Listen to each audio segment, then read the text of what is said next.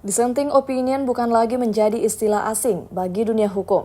Namun kini mendadak istilah tersebut mengemuka seiring telah keluarnya putusan Mahkamah Konstitusi dalam sidang putusan sengketa pemilihan Presiden 2024. Istilah ini berawal ramai diperbincangkan ketika penetapan batasan usia calon presiden dan wakil presiden yang diwarnai dissenting opinion atau perbedaan pendapat.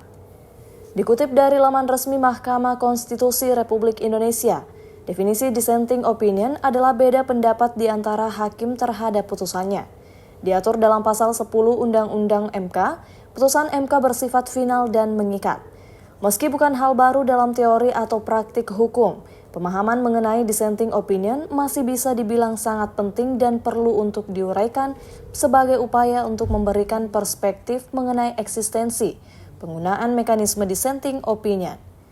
Tujuannya tidak lain adalah untuk memperkaya korpus hukum dengan menyikapi kondisi saat ini dan menciptakan kondisi yang kondusif bagi terjaganya supremasi hukum di Indonesia.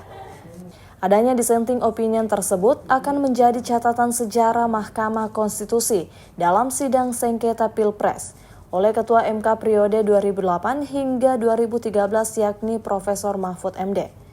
Pergulatan tentang beragam kecurangan dalam pemilu 2024 berdampak pada eksistensi lembaga Mahkamah Konstitusi yang banyak menjadi sorotan. Selain itu, pakar hukum tata negara Universitas Hasanuddin, Profesor Dr. Aminuddin Ilmar SHM menyebut dissenting opinion pertama kali dalam sengketa Pilpres ini merupakan upaya terobosan yang menunjukkan bahwa putusan hakim bukan lagi sepenuhnya bulat, tetapi bercermin dari dissenting opinion dalam sengketa Pilpres 2024 bahwa terlihat perbedaan jumlah pendapat yang ada. Mereka beranggapan bahwa putusan yang dissenting ini memang juga menunjukkan bahwa perbedaan mendasar yang jelas dari para hakim itu sendiri, bahwa mereka tidak mungkin lagi dipertemukan. Dan itulah kenyataan yang harus diambil dan kemudian ya itu menjadi, saya melihat dan memandangnya sebagai sebuah upaya terobosan. Itu juga memperlihatkan bahwa sebenarnya tidak lagi putusan hakim itu bulat, ya, tetapi kita lihat bahwa jumlahnya berbeda. Meski disebut sebagai sebuah terobosan, Profesor Aminuddin mengungkapkan adanya ketidakkonsistenan dari 3 hakim yang menyatakan dissenting opinion.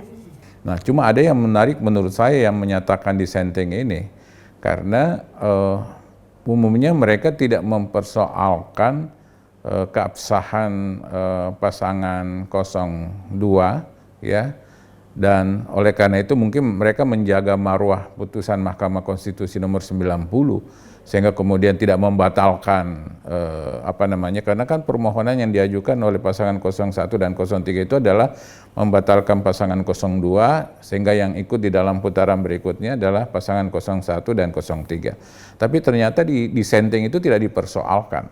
Jadi mereka tetap menyatakan pasangan 02 itu absah dan boleh ikut di dalam proses pemilihan ulang itu.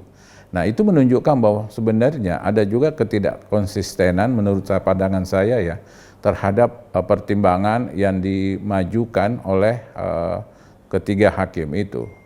Namun menurut Profesor Aminuddin, adanya dissenting opinion ini akan lebih adil karena itu akan memberi gambaran sebenarnya seperti apa penyelenggaraan pemilu dari 2 sisi berbeda, hakim yang menyatakan dissenting dan hakim yang tidak menyatakan dissenting. Rahmatia, Unhas TV.